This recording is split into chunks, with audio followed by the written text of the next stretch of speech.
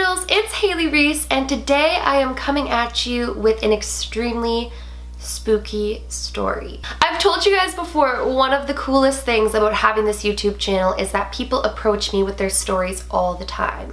And every once in a while, I hear a story that brings goosebumps to my skin, and I feel the need to share it with you guys. Today's story has to do with a school in Japan and a faceless figure that ended up possessing or kidnapping one of the girls. Now, this is something that one of you actually sent in to me. I read the story in great detail and I want to share it back with you guys.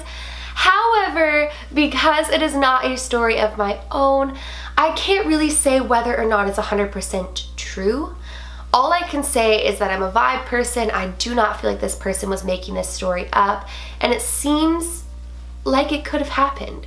So definitely leave a comment down below letting me know if you guys believe this story or what you think about it, but regardless as to whether or not it's 100% real or what happened over there in Japan to this young lady, it's a freaky story and we're in the Halloween spirit, so we are going to tell it. Before I get into today's video though, I just very quickly want to say, if you are new to my channel, hi, my name is Haley and my family on here is just the best. I don't even know what more to say than that. So if you enjoy my videos and you enjoy this family as much as I do, I mean, nobody will ever love this family as much as I do, but if you enjoy this family, you enjoy my content, please go ahead, click that subscribe button, join our family, and yeah.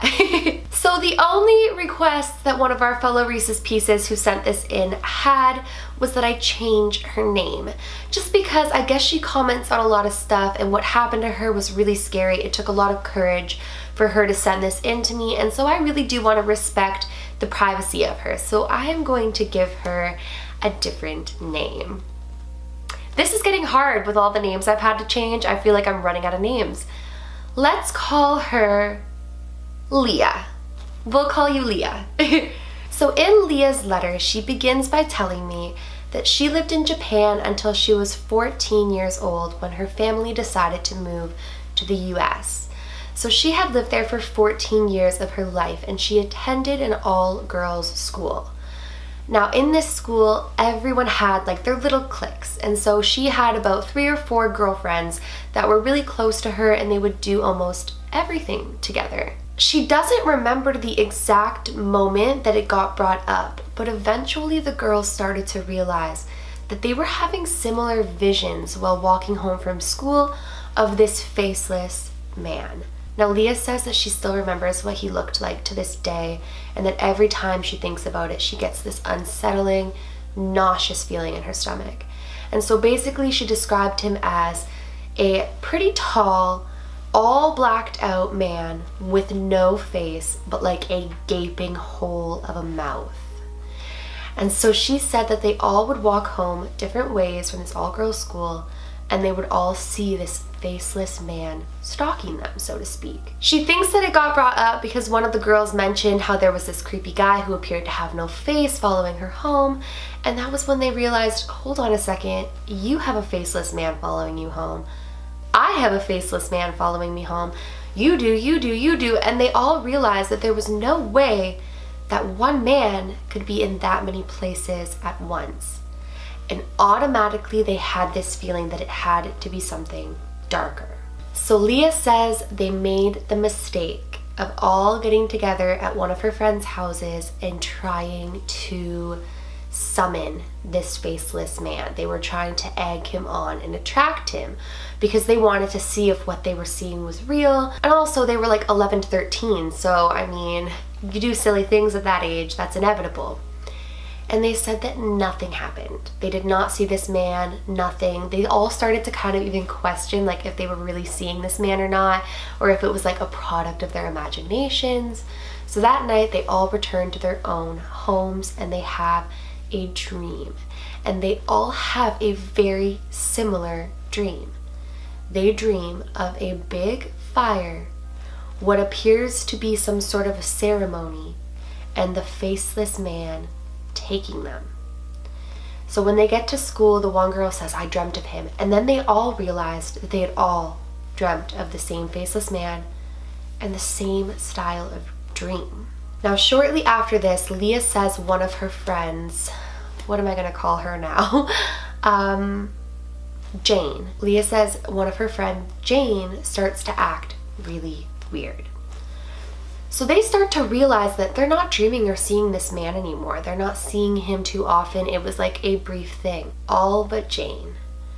Jane dreamt of the man every single night. Jane said that he would stalk her, that he would peek in her windows of her house, that he would tap on the door, and when she would answer it, she wouldn't see him. Jane even told Leah that she saw the faceless man knocking on her door. Her mom went to answer it. She was begging her mom not to answer the door. When her mom answered the door, the faceless man was nowhere in sight, but as Jane approached around the corner, he was over in the bushes with his long claw-like fingers waving at her. If that doesn't sound like something out of a horror movie, I don't know what is. And all of a sudden, Jane started to distance herself from the girls. So Leah said that they were trying so hard to keep their friendship going. All of these girls were really close, and Jane just wanted nothing to do with it. She started to have really weird habits. She wouldn't look at anybody, she wouldn't talk to anybody, but if somebody would try to approach her on not looking at anybody or not talking to anybody, she would freak and start screaming at them. Now, this sounds familiar to me because I babysat a little girl who I believe was possessed, and she would switch on an instant too. So like that to me doesn't sound so crazy. Here's where the story concludes, but gets really, really creepy, you guys. A couple days after she stopped talking to everybody, Leah said Jane went missing. They couldn't find her, the police were on a search, everybody was looking for Jane.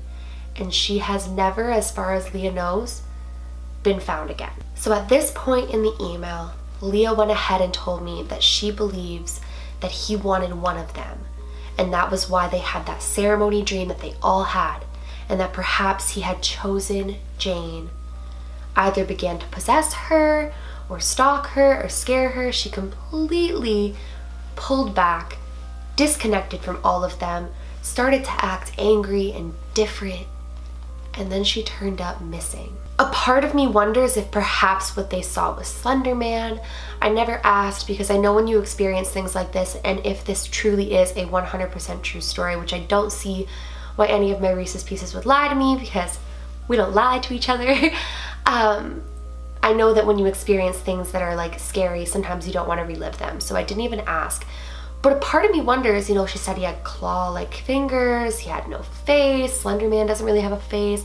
She said he was pretty tall, but she didn't acknowledge that he was freakishly tall. All I know is that something had to have happened for her to want to reach out, and she actually reached out asking for my help. And so I had replied, I had given her the best advice that I could, and then I asked her if it would be okay if I shared the story with the Reese's Pieces, because we could try to figure out maybe what happened or what we think happened or speculate.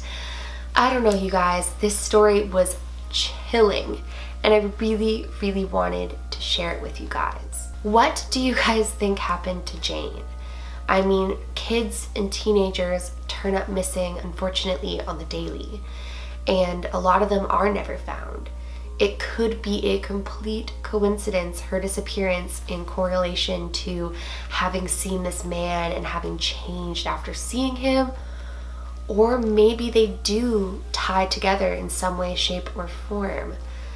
I don't know, you guys. I don't know what to think, and so that's why Leah and I are on here, well, just me, but on behalf of Leah, sharing her story and seeing if any of you guys know anything about this or have heard anything similar or what you guys think happened.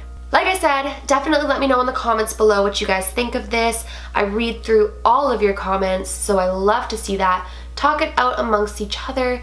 Please be kind to one another in doing so.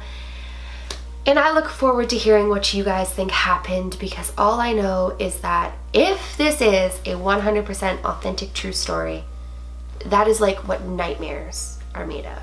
If you guys enjoyed today's video but you are not yet subscribed, please go ahead, click that subscribe button. I am posting every day for the month of October, so you don't want to miss that. And please give this video a big thumbs up. It makes my heart really happy when you guys do that genuinely, like it does. So please do that.